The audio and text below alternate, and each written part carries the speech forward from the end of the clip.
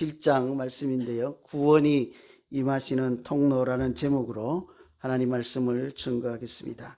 오늘 이 말씀은 사도 바울이 죄수로 여러 차례 재판을 받았다 하는 사실을 우리가 이미 알고 있잖아요. 그런 중에 로마에 가서 시저 황제 재판을 한번 받아보겠다 해서 이제 로마로 호송 당하는 중에 바다에서 큰 풍랑을 만났을 때 있었던 그런 말씀입니다.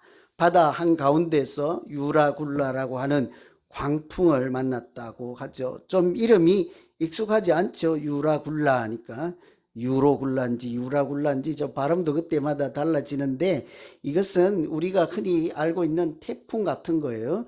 태풍은 어느 특정 이제 태평양에서 시작되는 이렇게 그 큰 바람, 태풍이라고 하듯이 지역에 따라요.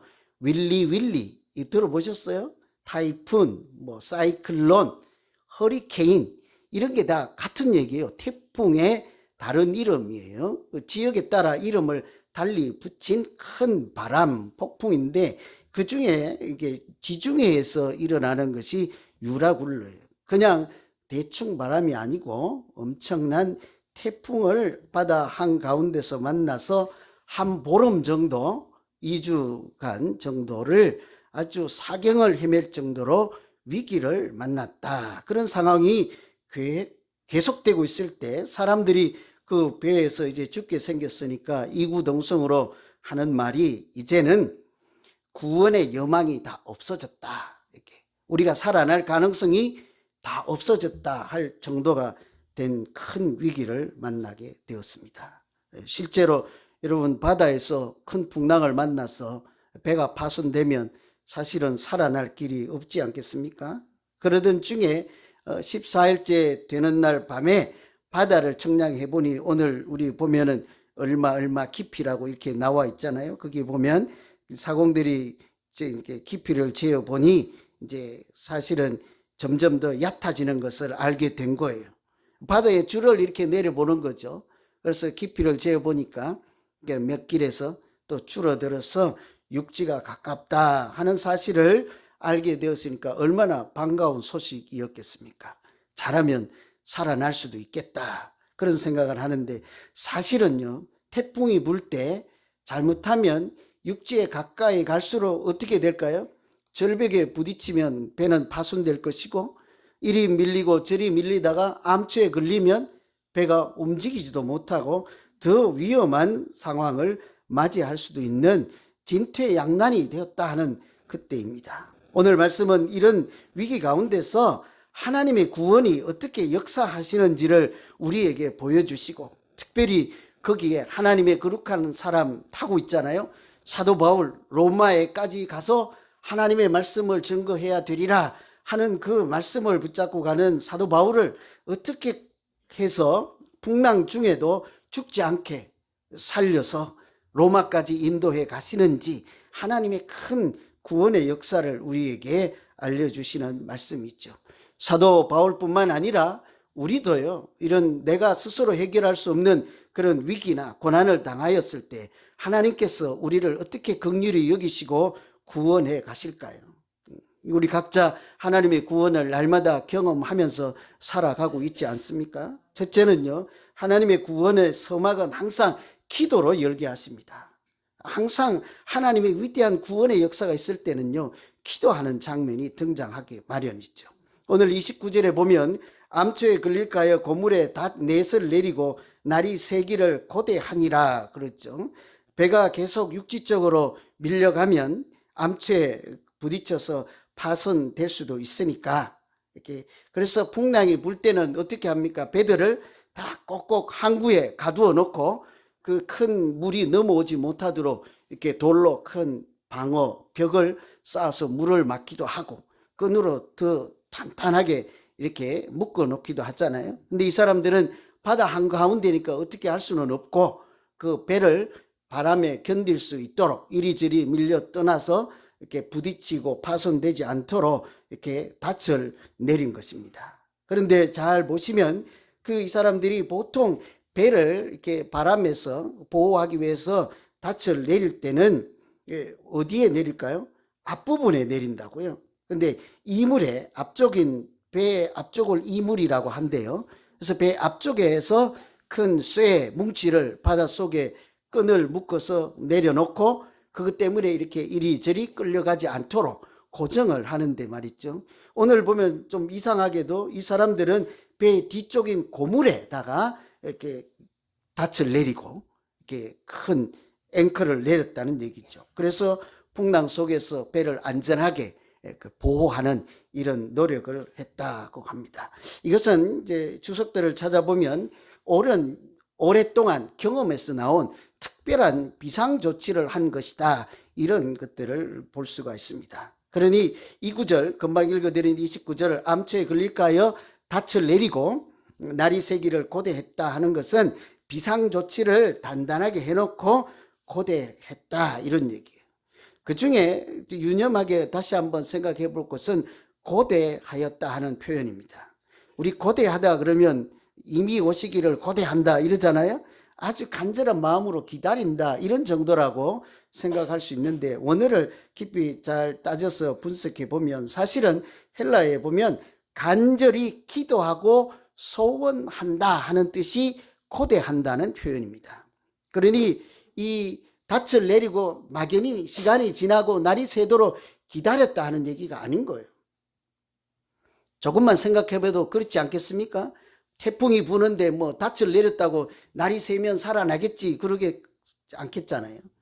밤새 간절히 기도하며 이게 날이 셀 때까지라도 우리를 살려주시면 감사하겠습니다. 제발 좀 살려주십시오 하고 하나님께 기도하는 중이죠. 그래서 실제로 NIV 영어 성경에는 They pray for daylight 이렇게 했다고요. They prayed for daylight. 그들이 간절하게 기도하며 기다렸다 이렇게 번역을 하기도 하죠. 여러분 이런 것이 우리의 믿음 생활이지 않겠습니까? 우리가 큰 위기를 당할 때 사람이 할 수 있는 최선을 다하고 그리고 하나님 앞에서 간절히 기도하며 기다리는 것이 건강하게 믿음 생활하는 바람직한 태도이지 않겠습니까? 만일 여러분이 풍랑을 맞았어요. 바다 한가운데 떠 있습니다. 어떻게 하실래요? 어떤 분들은 아무것도 하지 않고 기도만 열심히 하는 분들 계실 거예요. 그죠? 특별히 우리 기도 열심히 하는 권사님들 그럴 가능성이 조금 있지요. 그죠? 그럴 수도 있잖아요. 그죠? 그 풍랑이 있는데 막 이제 열심히 기도해야지 뭐 그냥 우왕좌왕 한다고 살 것 같냐 하고 그렇게 가만히 있어서 기도만 할 거야. 하나님 살려주세요. 목소리만 크면 될 수도 있을지 모르겠다. 그죠? 그런데 어떤 분들은 그 옆에서 보다가 이때 지금 기도한다고 무슨 소용이 있냐? 뭐 기도해봐야 소용없다. 우리가 닻을 어디서 하나 만들든지 아니면 내 가락지로 뽑아서 묶어서라도 한 개라도 더 내려야 배가 움직이지 않고 살 수 있지 않겠느냐 하고 무엇이라도 한 가지 더 해보려고 우왕좌왕 하기도 할 거예요. 제가 1번, 2번 안 붙였는데 몇 번 하실래요? 응? 참 난감하다. 그죠? 가만히 앉아서 큰 소리로 기도한들 어떻게 될지 모르겠다. 그죠? 또 아니면 하나님의 구원은 생각지도 않고 그냥 내가 어떻게 해볼까 하다가 그러다가 또 못 살아나면 어떡하지? 난감하죠. 그래서 제가 답을 드리지 않고 한 분을 소개해 드리겠습니다. 16세기 때 종교개혁을 이끌었던 마틴 루터가요 이런 얘기를 했어요. 모든 것이 나에게 달린 것처럼 사람이 할 수 있는 최선을 다하고 뿐만 아니라 동시에 모든 것이 하나님께 달린 것처럼 목숨 걸고 생명 걸고 기도하라. 이게 답이지 않겠어요? 모든 것이 나한테 달린 거예요. 하나님이 앞으로 어떻게 하실지는 모르지만 이 모든 것이 내 책임이다 하고 내가 할 수 있는 최선을 다하는 거죠. 그런데 그것이 전부가 아니라는 말씀이에요. 나는 아무것도 할 수 없습니다. 하나님께 100% 내 생명이 달려 있사오니 하나님께서 전적으로 이 상황에서 나를 구원해 주시옵소서 하고 기도를 간단하지 않고 어떻게 한대요? 목숨 걸고 생명 걸고 기도하라. 이것이 우리들의 추구해야 될 건강한 믿음 생활이지 않겠습니까? 아무리 우리가 마땅한 도리를 다 한다 할지라도 우리가 마음을 다해서 전심으로 기도할 때 하나님은 구원의 역사를 바로 그때 시작할 줄로 믿습니다. 여러분, 우리가 얼마 전에 다니엘서 이렇게 아침마다 묵상했잖아요. 다니엘이 기도하잖아요. 그래, 네가 기도해봐. 하나님 살려주세요 하면 내가 다 들어보고, 기도가 끝나고 내가 한 3일 생각해보고 긍휼한 마음이 들고 네가 성실하게 기도 잘한 것 같으면, 금식 기도할 때 몰래 먹고 그렇게 하지 않고 잘한 것 같으면 생각 좀 해볼게. 그렇게 하지 않습니다. 다니엘이 기도하고 무릎 꿇기 시작할 때 하나님은 벌써 구원의 역사를 준비하시고 시작한 것을 우리가 새벽에 살펴보았지 않았습니까? 그렇죠? 우리가 기도할 때요, 우리가 어떠한지를 고민하지 않는다고요. 하나님은 그때 일하기 시작하시죠. 이것이 바로 하나님이 하시는 구원의 역사예요. 얼마나 감사하고 아름다운 은혜의 역사입니까? 여러분, 잘 믿기지 않는 표현들인데요, 기도해 보세요. 하나님 구원해 주신다고. 제가 얼마 전에 눈에 이렇게 붕대 붙이고 있었던 거 아세요? 아는 분은 우리 교인이요, 모르는 분은 우리 교인 아닐 수도 있다. 예?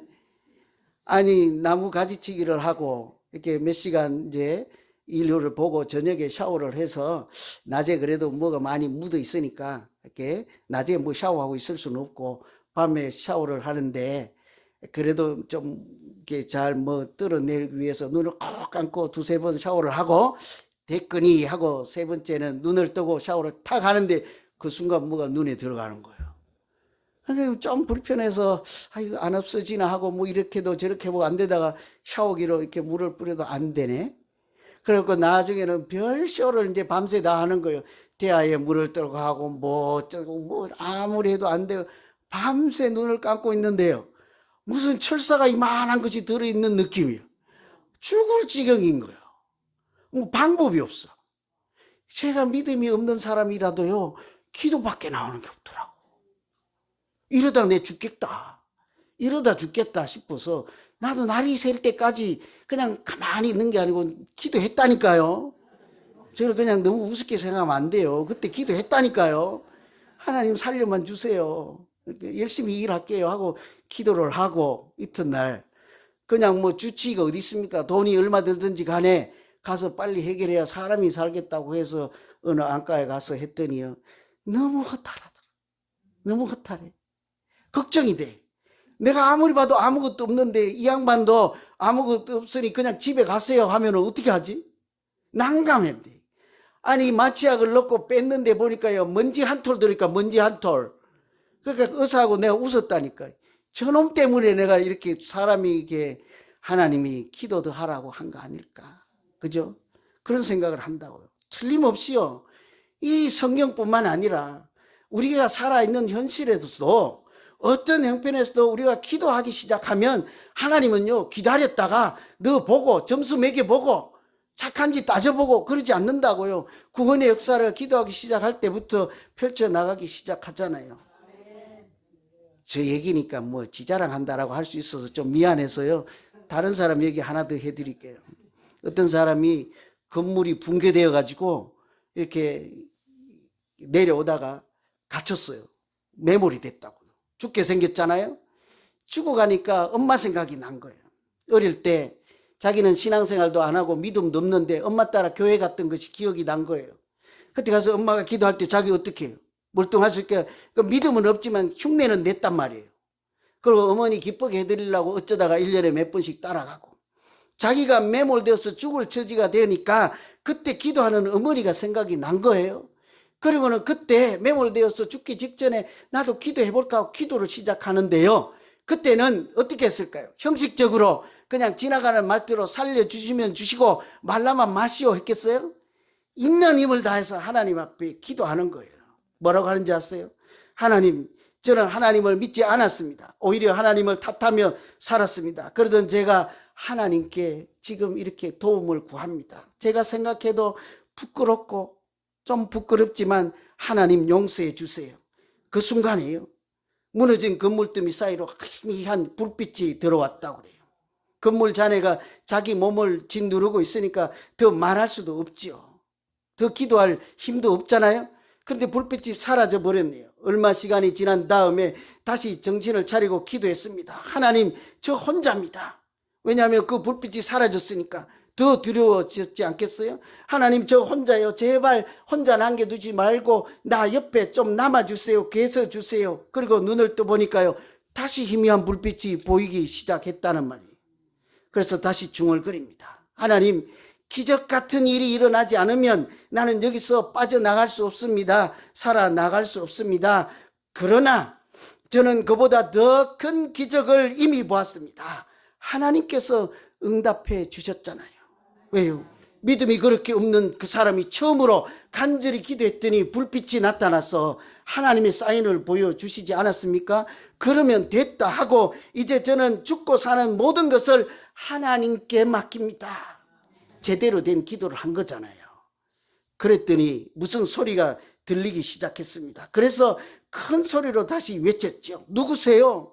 나는 움직일 수 없습니다. 제발 좀 도와주세요. 하랬더니요, 저쪽에서, 반대쪽에서 불빛이 보이십니까? 내 손이 보이십니까? 하고 누군가가 자기 손을 이렇게 따뜻하게 잡아줬대요. 그러니까 구조될 때까지 곧 구조대가 올 것입니다. 당신은 살아날 수 있을 것입니다. 하고 그 사람이 내 이름은 폴입니다. 하고요, 계속 거기서 그 사람을 용기를 주고 말을 건네주고 그랬어요.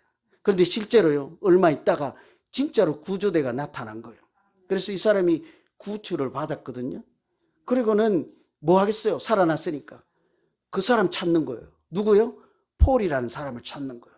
자기가 희미하게 있을 때 누군가가 말을 걸어주고 함께 있어주고 위로와 용기를 주어서 살아날 수 있도록 견디게 했던 구조대원 폴이라는 사람을 좀 찾아주세요 하고 그 기관에 연락했더니요, 그런 사람은 없대요. 구조대. 무엇이겠습니까? 그 사람은 하나님을 만났다고 하였습니다. 이것은 지어낸 이야기가 아니라 9.11 때요, 94층에서 13층까지 내려와서 거기서 매몰되어서 죽다가 살아났던 어떤 여성 한 분의 살아있는 간증을 제가 소개해 드린 거예요. 여러분, 이 사람뿐만 그러겠습니까? 우리도 마찬가지예요. 우리 누구라도 어떤 믿음의 형편에 있을지라도 우리가 기도하기 시작하면 하나님은 그 기도를 외면하시지 아니하고 기도 다 들어보고 내가 인정할 만한 하면 그렇게 하지 않고 죄인된 우리를 아직 죄인일 때 십자가에서 용서하신 하나님의 사랑으로 우리에게 구원을 베풀기 시작하실 줄로 믿습니다. 애굽에서 종살이 하던 그 하나님의 백성들이요, 어떻게 홍해를 마른 땅같이 건너는 구원을 경험하게 되었습니까? 하늘에 계신 하나님께서 거기서 고통 중에 부르짖는 그들의 기도를 들었기 때문이라 하잖아요. 기도를 듣는 순간 이미 구원은 시작된 거예요. 하나님이 사자를 그 애굽 땅에 보내서 모세라는 사람을 부르시고 하나님의 구원을 인도해 가시잖아요. 그래서 오늘 우리가 어떤 형편에 있을지라도 우리는 내가 할 수 있는 최선의 일을 다하고, 그러나 그것이 전부가 아니라는 말씀입니다. 동시에 하나님만 하실 수 있나이다 하고 우리가 간절히 기도할 때 어떤 모양으로든지 하나님의 구원이 우리에게 나타나서 우리는 모두 다 은혜로 살아가는 거룩한 사람이 되기를 간절히 소망합니다. 하나님의 구원 두 번째는요, 우리가 하나님 안에, 주 안에 머물 때 하나님은 구원의 역사를 시작하십니다. 언제요? 하나님 안에 계실 때예요. 하나님 안에 계실 때. 오늘 31절에 보면 이 사람들이 배에 있지 아니하면 구원을 얻지 못하리라 그랬잖아요. 저는 오늘 이 말씀을 한 주간 이렇게 준비하고 묵상하면서요, 유독 이 한 구절이 마음에서 떠나지 않았어요. 내용이 뭐예요? 이 배 안에 있지 아니하면 구원을 얻지 못하리라. 무슨 얘기일까요? 이 배에 있지 아니하면 살아남지 못한다는데요, 이 배가 어떤 배예요? 풍랑을 맞았어요. 이미 보름이나 죽다가 겨우 먹지도 마시지도 못하고 기진맥진해서 그렇게 고생하는 배잖아요. 그 배를 탈출해야 살아나는 것이지 않겠습니까? 이제 바다가 얕아져서 점점 얕아져서 육지가 가깝고 섬이 있을지도 모르는데요, 그 배를 탈출해서 땅을 디디면 사는 거잖아요. 그래서 사람들이, 사공들이요, 그릇배를 띄워서, 그릇배로 하면 구명보트 같은 거예요, 큰 배에 이렇게 묶어 놓아서 비상시에 탈출할 수 있는 작은 배 있잖아요. 그 사공들이 그거를 어디 있는지 자기들만 알 거 아닙니까? 270여 명이 타고 있으니까 다 탈 수는 없으니까 사공들이 미리 조용히 거 가서 끊어서 내려서 자기들만 도망가려고 하는 것을 사도 바울이 본 거예요. 그러면 여러분이 사도 바울이면 뭐라고 해요? 내 봤다. 나 다 안다. 나 태워가면 내가 소리 안 지를게. 내가 그냥 참아줄게. 가만히 있을게.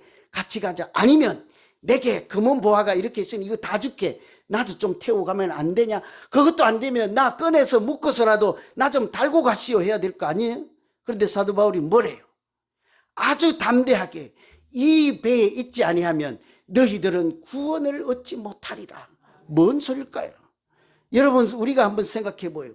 여러분, 흔들리고 요동치고 보름 동안 고생했던 그 배에 남아 있을래요? 아니면 그 구명보트 타고 쏜살같이 도망가서 육지에 올라가면 사는데 작은 배 타실래요? 왜 말씀을 못 하십니까? 그죠? 우리 생각은요, 그 구명보트를 타야 돼요. 바울은요, 아닌 거예요. 거기 탈출하면 죽어요. 이것은 이미 사도 바울은 이 배는 하나님이 선장인 것을 아는 거예요. 하나님이 함께 하셔서 이 배는 그냥 파손될 배가 아니라 하나님이 운행하시는 배인 것을 알고 있는 거예요. 제가 지어낸 얘기가 아니라 벌써 그 하루 전날 하나님께서 사자를 보내서 사도 바울에게 뭐라고 합니까? 24절에 바울아 바울아 두려워하지 말라. 너는 가이사 앞에 반드시 서야 하겠고 하나님께서 너와 함께 행하는 모든 자들을, 너와 함께 항해하는 모든 자들을 너에게 붙여주었노라. 무슨 소리예요? 아무리 이 배가 흔들릴지라도 로마까지 갈 때까지 이 배는 하나님이 책임지신다는 소리이지 않겠습니까? 뿐만 아니라 다른 사람은 다 죽을지라도 너 혼자 살려두지 않는다. 하나님은 너에게 붙여준 이 사공들, 같이 항해하는, 같이 동성하고 있는 모든 사람들을 너 때문에서라도 다 살려서 이 사람들이 무사히 로마까지 가게 될 것이라. 구원의 약속이지 않겠습니까? 이 사실을 아는 바울은요, 하나님의 말씀을 붙잡는 거예요. 우리가 볼 때는 살아남을 것 같은 구명보트를 택하지 않는다고요. 여러분, 구명보트를 택하시겠습니까? 말씀뿐인 하나님의 말씀을 붙잡고 어려운 중에도 선장되어 주시고 항해사가 되어 주시고 우리의 구원주가 되어 주시는 하나님을 붙잡고 그 풍랑을 이겨 가시겠습니까? 마태복음 8장에 보면요, 예수님께서 제자들에게 갈릴리 바다, 호수이지만 바다라고 하잖아요. 먼저 건너 반대편으로 가라 하고 제자들만 이렇게 배를 타고 갈 때, 제자들과 같이 배를 타고 갈 때 예수님은 그 고물에서 주무시잖아요. 근데 한밤중에 그 바다 가운데 들어섰는데 그 배도 풍랑이라고 표현했죠. 제자들이 풍랑을 맞았는데 죽게 생겼는데 자기들이 이제 뱃사공들이니까, 어부들이니까 기술이 많을까 합니까? 아무래도 되지 않아요. 그러니까 예수님께, 주무시고 있는 예수님께 달려가서 헙지고 뭐라고 합니까? 주여 구원하소서, 우리가 모두 죽게 되었나이다. 그렇죠. 이게 바다에서 풍랑을 만났으니 어부들 출신이라도 할 수 없는 거예요. 그래서 주여 우리를 구원하십시오. 구원해 주십시오. 우리 다 죽을 지경입니다. 할 때 예수님이 뭐라고 하던가요? 예수님이 뭐라고 해요? 이 믿음이 없는 자들아. 이 믿음이 없는 자들아. 왜 그렇게 했을까요? 그래, 내가 살려줄게. 왜 죽게 생겼느냐? 그렇게 하고 좀 위로하고 따뜻하게 해주면 얼마나 좋을까요? 근데 주님이 뭐라고 합니까? 이 믿음이 없는 자들아. 무슨 소리일까요? 이 배에 창조주시오 바람도 잔잔케 하시는 하나님의 아들 예수 그리스도께서 선장되어 주시고 함께 계신다면 풍랑인들 그 배를 침몰시키고 하나님의 사역을 위해서 가는 그 배를 침몰하여서 너희를 다 죽게 하겠느냐? 너희는 나가 하나님의 아들인 사실을 벌써 잊어먹었느냐 하는 말씀이지 않겠습니까? 그러므로 우리가 배 안에 있다는 건요, 그 사공들이 배 안에 있다는 것은 물리적으로 몸이 배 안에 있는 것이 아니라 사실은 하나님 안에 있다는 말씀이지 않겠어요? 그 배는 말씀드린 것처럼 하나님이 운행하고 계시고 그 배는 사실은 사명을 싣고 가는 배예요. 죽으면 죽으리라 하고 목숨도 아깝다 하지 않고 사명을 완수하기 위해서 순종하며 나아가는 하나님의 사람인 바울이 타고 있잖아요. 그러니 그 배는 파손될 배가 아니라 예수님이 운행하시는 생명선인 줄로 믿습니다. 그러니 우리가요, 구명보트를 택할 것이 아니라 사람들의 지혜와 그 힘을 택할 것이 아니라 말씀뿐이지만 반드시 로마로 가야 하겠고 너에게 붙여준 사람들도 하나님의 은혜로 다 살게 될 것이라는 약속의 말씀을 붙잡고 가야 될 줄로 믿습니다. 아프리카에서 32년 동안 선교 활동을 했던 리빙스턴 선교사가요, 이런 얘기를 해요. 아프리카는 사실은 사막도 있고 밀림도 있고 이렇게 독버섯이나 뭐 독벌레 이런 것이 많잖아요. 그래서 생명이 참 위기를 당할 때가 많아서 실제로 죽을 고비를 여러 번 넘겼죠. 그래서 자기 고향에 가서 다시 아프리카로 출발하려고 하면 사람들이 말리는 거예요. 그래도 또 갑니까? 또 왜 가십니까? 그런다고요. 그때 뭐라고 하는지 아십니까? 사명이 있는 사람은 결코 죽지 않는다 그래요. 왜 그래요? 사명 있는 자는 죽지 않는 자는 자기는 뭐 철갑행합니까? 갑옷을 입고 있습니까? 아닙니다. 하나님께서 사명을 주시고 배를 타고 로마에 보낼 때든지 하나님께서 사명을 주시고 밀림속으로 보낼 때 그 사람을 사명이 완수할 때까지는 결코 무너지거나 쓰러지거나 풍랑 때문에 좌절하지 않도록 하나님이 지키시는 그런 은혜를 경험한 사람이 아주 쉽게 하는 말씀이에요. 자기가 경험했거든요. 사명이 있으면 안 죽어요. 사도 바울은요, 거룻배를 타고 도망가는 사람들에게 이 배를 떠나면 죽는다. 내가 사명이 있고 하나님이 선장이니 이 배 안에 있는 것이 오직 유일하게 사는 길이라. 우리가 그리스도 안에 예수 안에 있는 것이 우리가 정말 사는 유일한 길인 줄로 믿습니다. 제가 그랬어요. 눈에 이거 티끌을 빼고 좀 창피해서 같이 의사하고 웃고 나왔잖아요.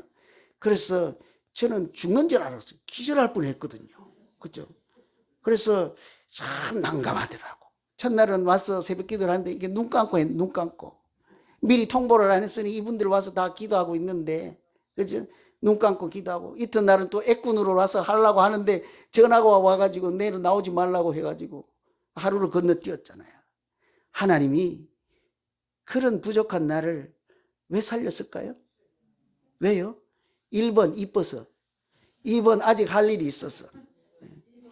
이렇게 하기 싫다 하니까요, 정신 차리라고 이렇게 눈 뜨고, 그래도 애꾸는 만들지 않고 아직까지 할 일이 있다 하고 하나님께서 어떤 여파에도 어떤 풍랑에도 지금 은혜로 살려주시는 줄로 믿습니다.